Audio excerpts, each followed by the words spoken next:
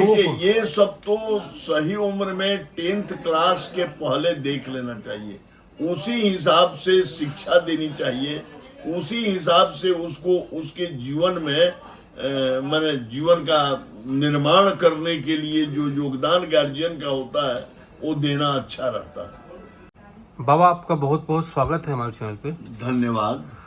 बाबा एक सवाल मेरे मन में आ रहा है कि प्रशासनिक पद हो, चाहे डॉक्टर हो, इंजीनियर हो, या फिर वकील हो, या फिर प्राइवेट नौकरी हो, या फिर बिजनेस हो, या फिर कुछ भी मतलब जो प्रोफेशन है आय के स्रोत के लिए, प्रतिष्ठा को पाने के लिए, या फिर किसी पब्लिक सेवा में जाने के लिए, तो क्या कुंडली में ऐसा योग बनता है या फिर लोग मेहनत से उस सब चीज को हासिल करते हैं? देखिए मेहनत से तो प्राप्त करते ही हैं, लेकिन कुंडली में जोग रहता है तभी उस क्षेत्र में आप परिश्रम भी करते हैं। जोग का तो अलग महत्व है।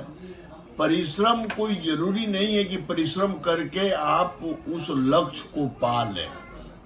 बहुत से लोग को आप देखते होंगे कि बहुत पढ़ाई करते हैं, दिन रात लगे रहते हैं, फिर भी प्रशासनिक IAS IPS के पद नहीं पाते हैं, डॉक्टर नहीं बन पाते हैं, इंजीनियर नहीं बन पाते हैं।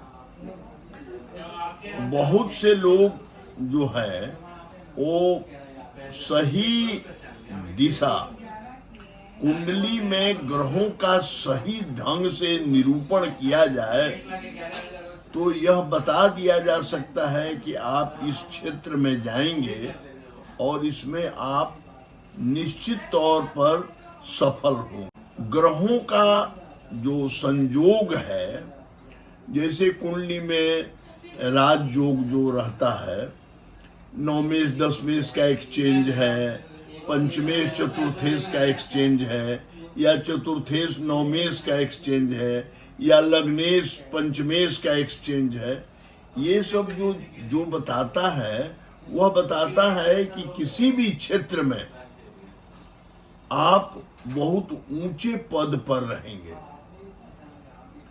दूसरा उसमें एक इम्पोर्टेंट बात है, जैसे टेक्निकल क्षेत्र में इंजीनियरिंग आप पढ़ रहे हैं तो उसमें शनि मंगल ग्रह को देखना पड़ता है कि उनका किस तरह का संबंध है। अब से बहुत से लोगों को आप देखते हो कि डॉक्टर हो गए, डॉक्टर की पढ़ाई किए, इंजीनियरिंग की पढ़ाई किए और IAS बन गए, IPS बन गए। बहुत से यहाँ पर लोगों को आप देखते होंगे, नाम सुनते होंगे। क्या बात है? असल में इसमें होता क्या है कि हम जो डॉक्टरी की पढ़ाई किए, इंजीनियरिंग की पढ़ाई किए, हमारे लाइफ में जो समय का रोटेशन होता है, जैसे शुक्र की दशा हुआ, बृहस्पति की दशा हुआ, शनि का दशा हुआ, राहु का दशा हुआ, उसमें तो हम पढ़ाई किए। अब शनि का दशा रहा, हम टेक्निकल क्षेत्र की पढ़ाई किए, इंजीनियरिंग पढ़ाई किए, और उसके बाद मेरे बुध की दशा आ गया, उसमें हम प्रशासनिक पद पर चले गए। समझ रहे हैं कि नहीं? तो अब शुक्र की दशा में हम मेडिकल की पढ़ाई किए और सूर्य आया, उसमें हम प्रशासनिक पद पर चले गए। वो जैसा समय आता है हमारी बुद्धि को चेंज कर देता है ना? अच्छा। लेकिन उसमें एक बात है, चाहे डॉक्टर हो, इंजीनियर हो, IAS हो, IPS हो, कोई भी क्षेत्र में हो, या बहुत उच्च कोट के आप इंडस्ट्रियलिस्ट होना चाहते हैं, व्यवसायी बनना चाहते हैं, तो उसमें कुंडली में जोग तो देखा ही जाएगा। अच्छा। हाँ, वो जोग उस तरह का रहता है, तभी आप किसी भी क्षेत्र में आप अपनी पराकाष्ठा पर पहुंचते हैं। अपने क्षेत्र के मतलब कि पराकाष्ठा पर जाने की जो बात है वह आपके कुंडली में जोग के रहने पर ही है। बहुत से लोग आप देखिए, राजनीति में ही आप देख लीजिए, बहुत से लोग पूरे परिश्रम करते हैं, क्षेत्र में बहुत काम करते हैं, लेकिन कभी वो MLA MP नहीं बन पाते हैं। कभी MLA भी बन गए, MP भी बन गए, कभी मंत्री नहीं बन पाते हैं। तो उसमें दो बात है, एक तो जोग है वो बन गए, और कभी समय उनके विपरीत हो गया तो वो जोग से हट जाते हैं।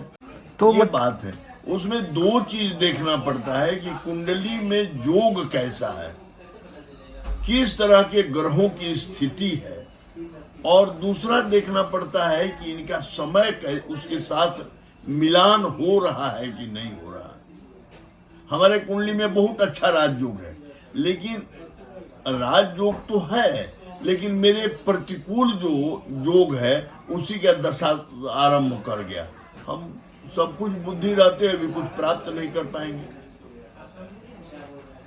जैसे अभी हम देख रहे हैं कुछ चीजें हम लोग के सामने, आपके भी सामने गुजरी है कि प्रशासनिक पद पे बहुत बड़े पद पर थे, VRS ले लिया, VRS ले लिया, राजनीति में चले गए, हाँ, और राजनीति में मंत्री बन गए। हाँ, VRS ले लिया, संन्यास ग्रहण कर लिया, सन्यासी मतलब कि प्रवचक क्या बोलते हैं, प्रवचन करने लगे, हाँ, बहुत तरह से बात बहुत तरह।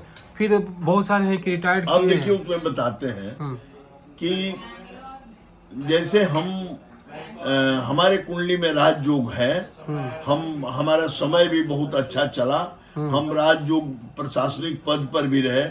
इसी बीच में मेरा जो छठे घर का या जो लग्न को प्रभावित कर रहा है, जैसे शनि प्रभावित कर रहा है, उसकी दशा शुरू हो गई, तो हमको एकदम ये राजपाट सब चीज से विराग आ जाएगा, है ना, कुछ नहीं है। हाँ, ये सब जीवन कुछ नहीं है, हमको सन्यासी हो जैसे जाना गौतम, हाँ। और उसी में जो जैसे है कि हमारा जो पीरियड चल रहा है राजयोग है, लेकिन इस बीच में हमारा जो है वो राजयोग में तो हम चल रहे हैं, लेकिन हमारा सबसे अच्छा पीरियड आ गया, सूर्य की दशा आ गई, जो है हमारा सूर्य लग्नेश है और लग्न में बैठा है या 7वें घर में बैठ के लग्न को देख रहा है। वैसी स्थिति में क्या होता है कि हमारे मन में होता है कि हम तो IAS हैं, लेकिन हम किसी के अधीन हैं, हमको अधीन नहीं रहना है, हम राजयोग का पूर्ण उपभोग करें, त्याग करके चुनाव लड़ जाते हैं, मंत्री बन जाते हैं।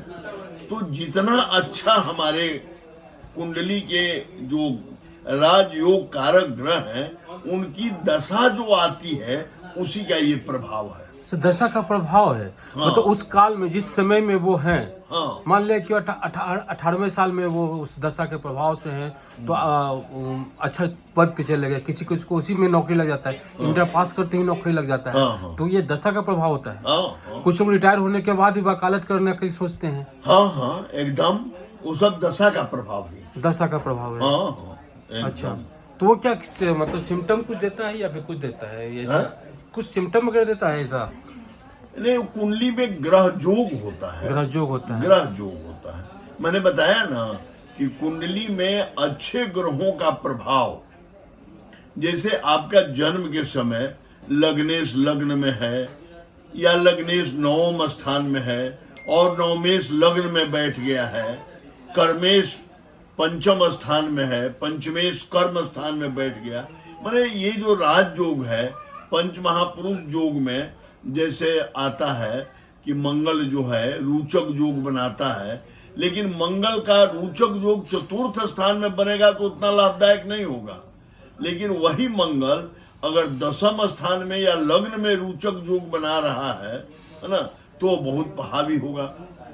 शुक्र जो है मालव्य योग अगर बना रहा है 7म स्थान में या चतुर्थ स्थान में, तो वह बहुत कारक होगा, लेकिन वही शुक्र मालव्य योग अगर लग्न में बना रहा है या 10म स्थान में बना रहा है तो वो कारक नहीं होगा। ये सब भी बहुत मैन्युटली देखना पड़ता है। अब बृहस्पति किसी का उच्च का या अपने क्षेत्र का 10म स्थान में है तो वो बहुत लाभ नहीं देगा। हंस नामक पंच महापुरुष योग तो बनेगा, लेकिन वही अगर चतुर्थ में बन जाता है हंस योग, तो बहुत अनएक्सपेक्टेड सफलता देगा। अच्छा। ये सब चीज देखना पड़ता है।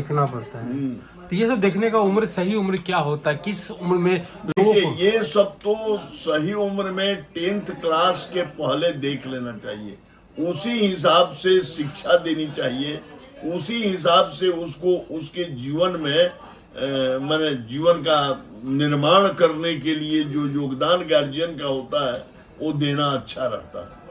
10वीं में देखना चाहिए। चलिए बाबा, आपने काफ़ी महत्वपूर्ण जानकारी दी है और लोग इसका लाभ उठाएंगे। आपने समय दिया उसके लिए आभार, धन्यवाद। कुंडली बताता है कि आप किस प्रोफेशन में जाएंगे, बस करना क्या है, आपको सही समय पर उसका एनालिसिस सही ज्योतिर्विद से करवाना है। मेहनत कीजिए, कर्म कीजिए, साथ में अगर कुंडली के अनुसार आप मेहनत करेंगे, कर्म करेंगे तो आपको और बेनिफिट हो सकता है। अपने लक्ष्य को पाने की जो इच्छा है, वो आपके लक्ष्य को पाने की जो शक्ति है, वो आपको तेजी से पहुंचाता है। उम्मीद है आपको ये वीडियो अच्छा लगा होगा। अच्छा लगा हो तो लाइक कीजिए, शेयर कीजिए, सब्सक्राइब कीजिए हमारे चैनल को। हम फिर मिलेंगे किसी और नए के साथ। इन का नमस्कार। जय भारत, जय बिहार, जय हिंद।